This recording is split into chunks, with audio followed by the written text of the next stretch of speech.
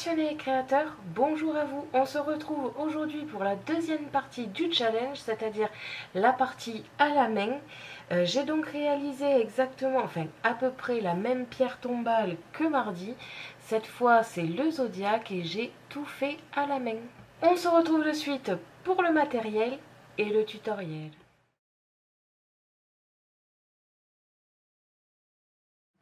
Pour cela, vous aurez besoin du matériel de base, un crayon, des ciseaux, une règle, du double face, un cutter, un plioir ou alors le massicot 2 en 1 que je vous avais déjà présenté dans une vidéo, du papier calque, des die cuts. Vous pouvez avoir besoin du matériel d'embossage à chaud, c'est-à-dire le pistolet à chaud, de la poudre et des encres transparentes. Ça, ce n'est vraiment pas obligatoire comme dans la Scan and Cut, vous pouvez très bien le faire à l'encre. Moi, je préfère le faire avec l'embossage à chaud, je trouve que ça donne plus de relief. Et enfin, du papier scrap. On se retrouve de suite pour le tutoriel.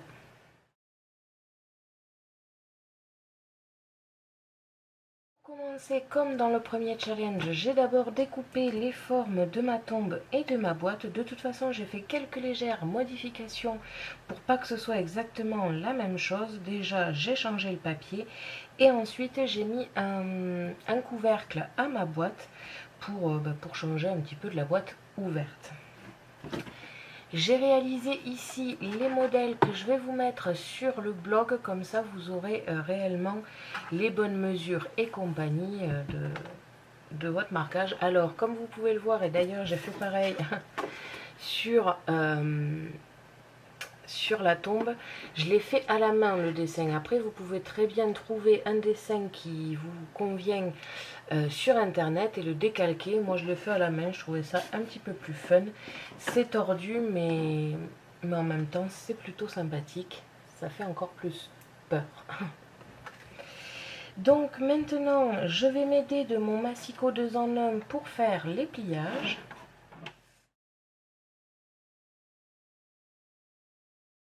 Je vais réaliser maintenant une petite étiquette de la même forme que le haut de ma pierre tombale et je vais la faire légèrement plus petite et dans un papier plus clair. Comme ceci. Donc je vais pouvoir placer à l'intérieur ici.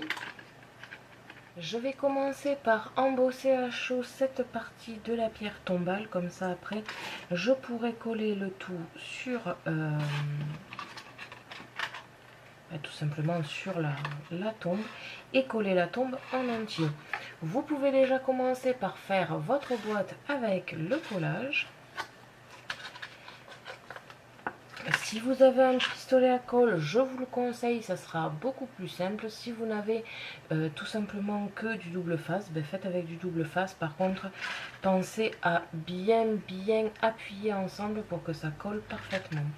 Je vais donc maintenant décorer cette partie et en même temps je vais aller découper des petites feuilles ainsi que regardez dans mes die cut de chez Action si j'ai pas des jolies feuilles à mettre en dessous de ma tombe comme dans la version Scan and Cut.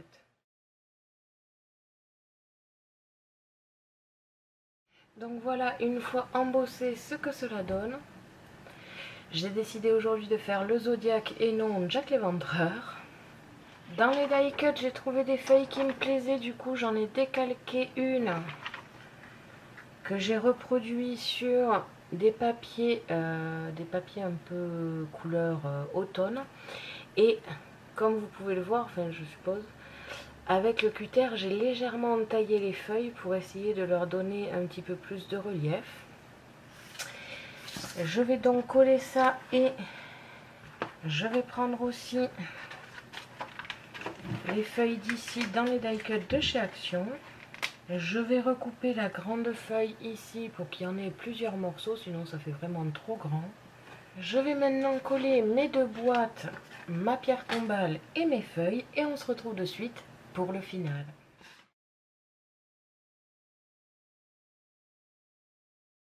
Voilà la tombe une fois terminée avec des mélanges de feuilles vertes et marron dessus et dessous. et la pierre tombale avec le zodiaque collé sur le devant de ma tombe. Et nous avons terminé cette jolie boîte à bonbons.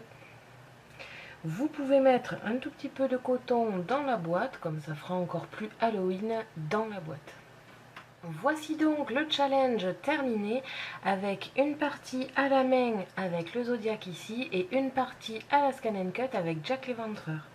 Je vous laisse un petit peu observer les deux.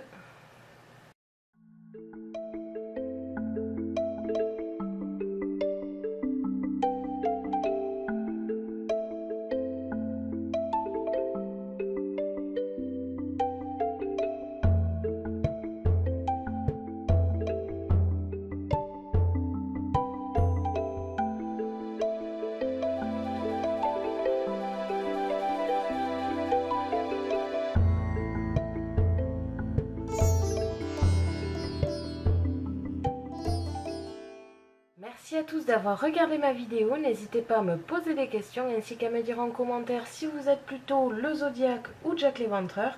Je ne parle pas des tueurs en série pour le coup, mais je parle des pierres tombales, si vous préférez la version Scan & Cut à droite ou la version à la main à gauche. Je vous invite à me suivre sur mon blog ainsi que mes réseaux sociaux que vous pouvez retrouver dans la description de la vidéo. À la prochaine pour de nouvelles créations.